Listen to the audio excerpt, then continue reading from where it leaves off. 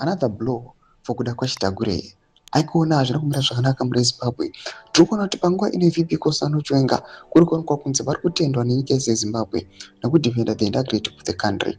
VP Kosano Chiwenga takaona kuti even last year he stood by the country, he stood by the citizens, achirejecta zvigananda aikwa nekumisha hwavo nezvaanenge vaida kuimplementa in the country. Panguva ino Isaac Makomechi obuda pachena achiataka kuda kwaChitagwirei achiti just imagine dai VP Kosano Chiwenga wanga asipo zvigananda zvingadai zvakaita sei nenyika. Sanapinda mashoko aitokwa panapa naMakomechi. Don't subscribe or like out on the bell icon. And post this picture ra VP Kosano Chiwenga ramuri kuona obuda nyora chiti just one quick question.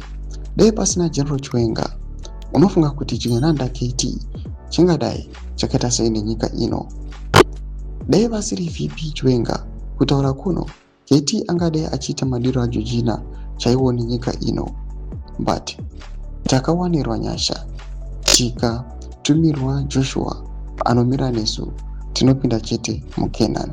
Noma developments ari kuda panguva ino atokwa naIsaac Makomechi achiti tarisa the situation Zimbabwe yairi panguva iri mukatarisa the role iri kuplaywa naVP Kosano Chiwenga.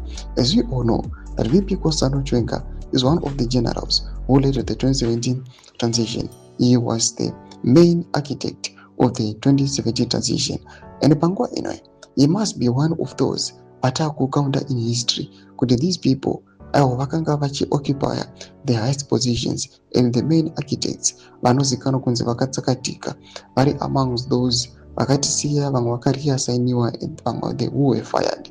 VP Kosano Chiwenga is survived. He sailed through all this. Kunyangwe ma-attacks, kunyangwe health-wise, VP Kosano Chiwenga makazviona. But now, tichimuona achisurvivor. Everyone is counting it. But our general, there is a reason behind general's survival. Comment section medu dzavura imoto diva mzoro pechitiko ichi. So subscribe or like, chat on the bell icon.